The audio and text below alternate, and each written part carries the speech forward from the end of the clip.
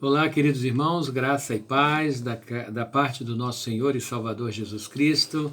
Como é bom nós podermos estar novamente compartilhando a palavra do Senhor, estando juntos neste propósito, nesta boa oportunidade que o Senhor nos dá. Tudo bem com os queridos?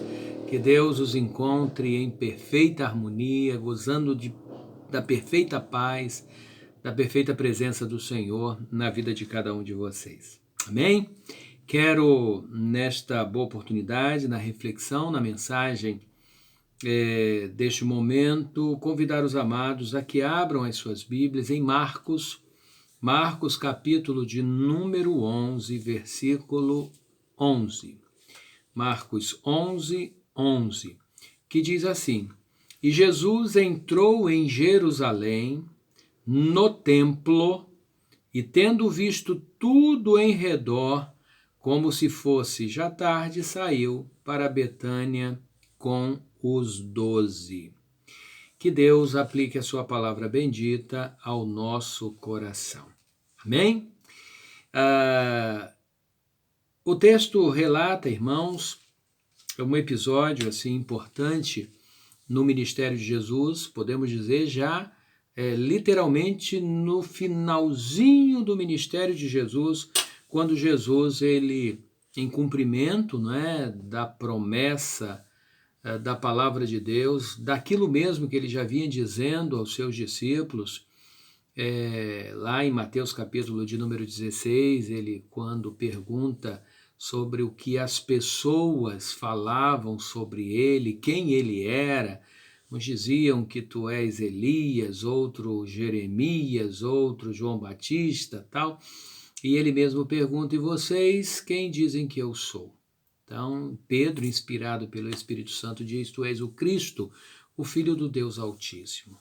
Ao que Jesus declara: bem-aventurado és tu, Simão, porque quem te revelou isto não foi nem carne nem sangue, ou seja, não foi homem algum, mas meu Pai que está no céu.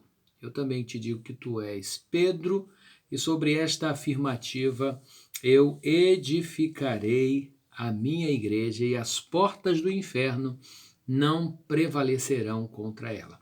Dito isto, Jesus então falou o seguinte para os seus discípulos: olha, já que vocês sabem que eu sou o Cristo, e realmente eu sou, então eu vou dizer para vocês tudo o que vai acontecer com a minha vida.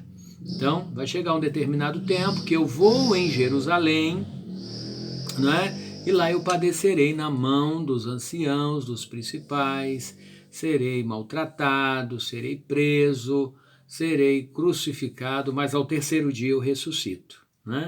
Então, diante desta realidade, aqui nós vemos, no texto que nós lemos, de de Marcos capítulo 11, nós vemos então o relato, Jesus entrando já no finalzinho do seu ministério, entrando em Jerusalém para o cumprimento das últimas coisas. E esta semana para Jesus foi a semana mais difícil do seu ministério, quando então as coisas começaram a acontecer, quando Jesus foi preso, quando Jesus foi torturado, crucificado, morto, mas ele ressuscitou. Então, a partir do início do capítulo 11 de Marcos, fala sobre a entrada de Jesus em Jerusalém. Muitos o aclamaram, muitos colocaram as suas vestes, Jesus passando por elas, ramos de plantas. Jesus adentra montado em um jumentinho, e ali ele por assim dizer, ovacionado por aqueles que o recebem, o recepcionam, mas quando o texto que nós lemos diz: e Jesus entrou em Jerusalém, e especificamente no templo, o templo que foi construído por Salomão, o templo que era casa de oração, era para servir como casa de oração, onde Deus seria, Deus estaria conversando com o povo, com os seus servos para com eles, onde ali havia a representatividade da presença de Deus.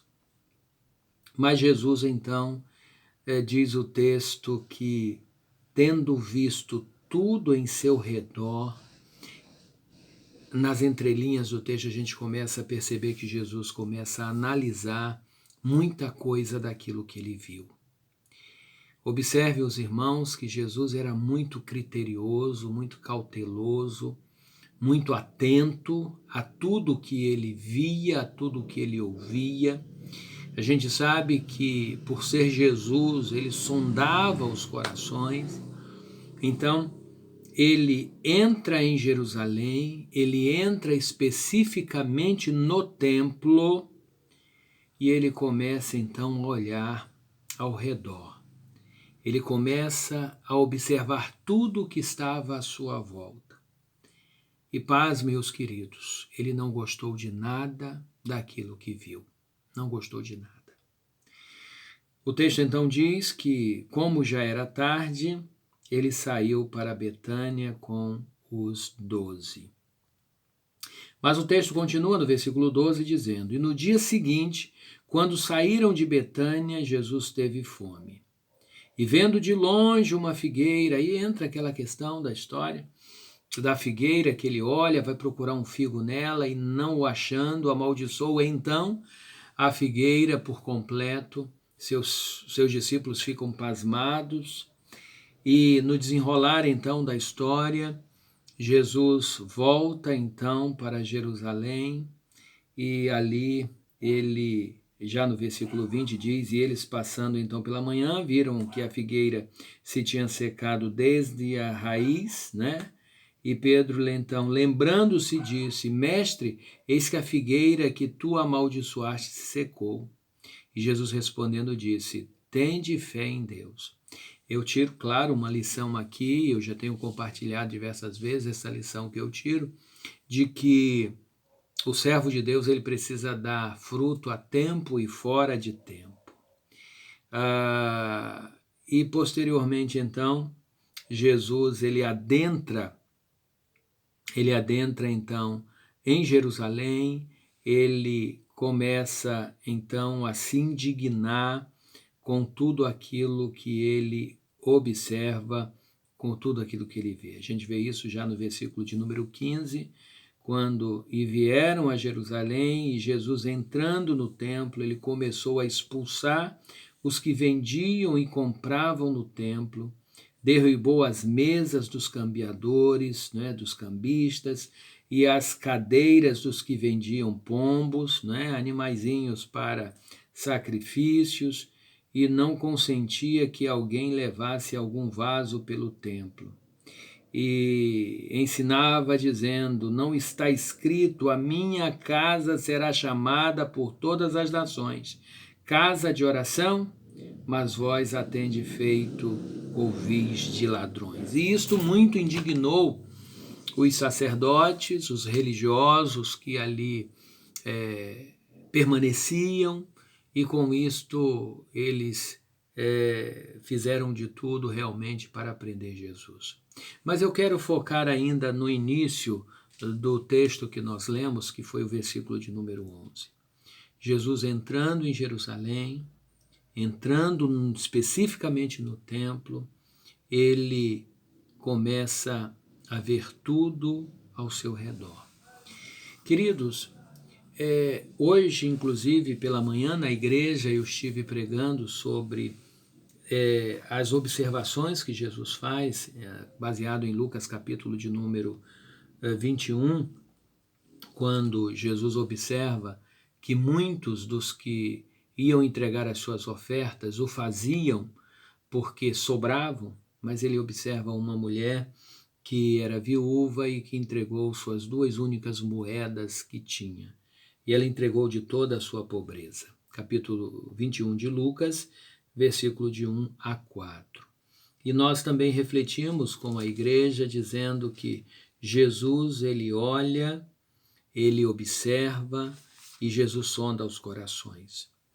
Jesus, quando nós estamos na igreja, irmãos, podemos dizer agora especificamente na igreja, sabendo, claro, que o culto ao Senhor, ele é em toda a nossa extensão de vida, não é? Mas especificamente no templo,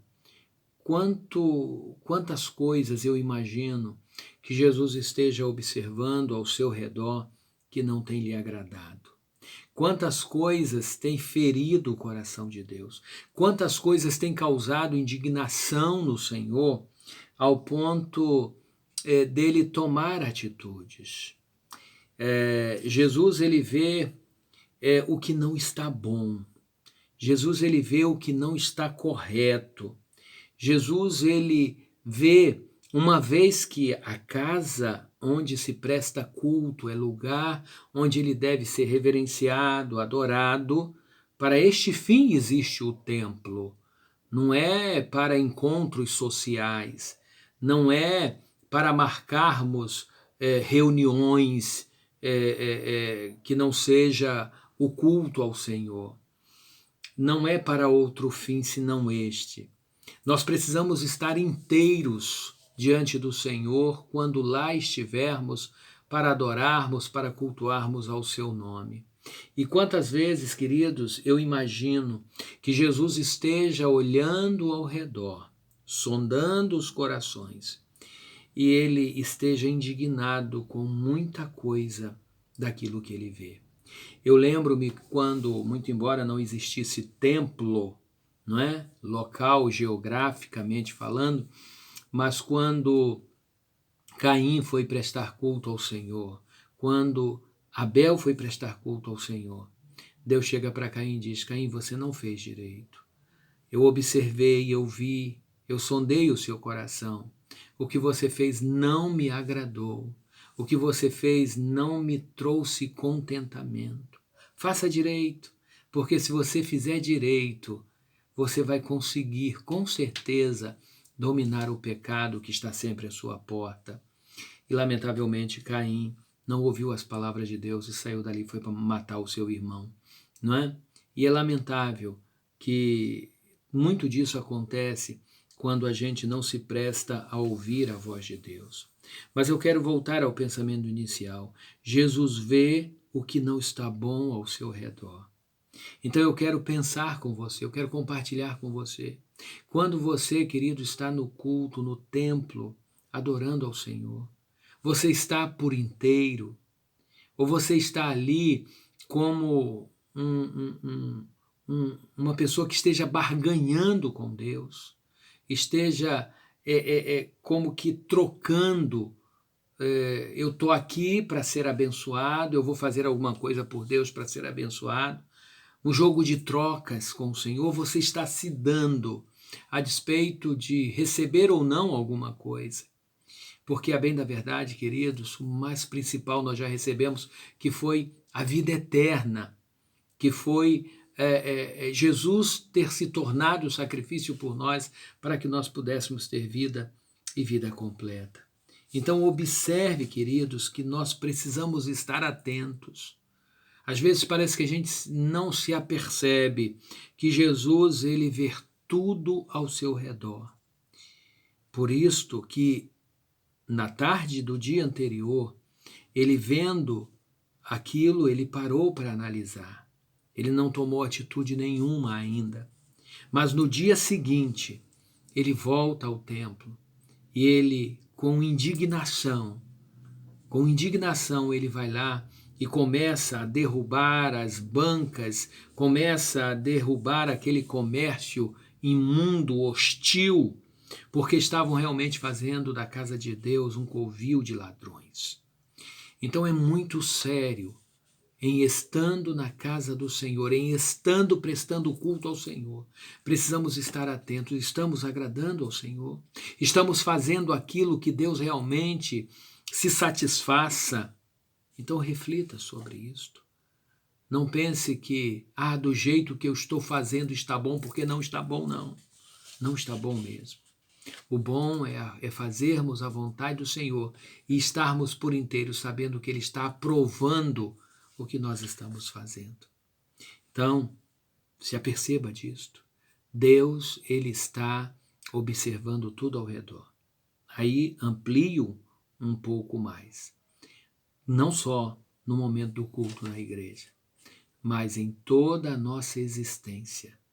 Porque, como diz Paulo aos Romanos, rogo-vos, pois, irmãos, pela compaixão de Deus, que apresentei os vossos corpos em sacrifícios vivos, santo e agradável a Deus, que é o vosso culto racional. Então, o nosso culto ao Senhor é um culto permanente, seja no templo, seja em casa, seja na faculdade, seja no trabalho, seja onde quer que eu esteja. O culto que eu presto ao Senhor é um culto permanente, e o Senhor observa tudo ao redor. Então, nos apercebamos disto. Que Deus em Cristo nos abençoe. Eu quero orar por você. Feche seus olhos. Querido Deus e Pai, em nome de Jesus, muito obrigado pela tua palavra. Sabemos que o Senhor, ó Deus, nada foge às tuas vistas, ao teu olhar, nada foge, ó Deus, ao conhecimento do Senhor. Dá, ó Deus, que cresçamos na tua presença e que entreguemos e dediquemos o melhor de nós ao Senhor, pois a ti toda a honra e toda a glória. Reveste-nos, ó Deus, de sabedoria e de entendimento da tua palavra. Perdoa, ó Deus, os nossos muitos pecados, pois tantas vezes temos sido, ó Deus, ingratos para contigo. Em nome de Jesus, muito obrigado, ó Deus. Amém. Queridos, que Deus a todos abençoe em nome de Cristo, que você tenha um dia, uma semana, toda a sua existência na presença do Senhor. Fique em paz. Que Deus o abençoe grandemente. E até a próxima. A Igreja Batista e Sacramento. A todos os queridos que estarão nos assistindo, que todos nós estejamos gozando da presença do Senhor. Em nome de Cristo, que Deus nos abençoe. E até a próxima oportunidade. Amém?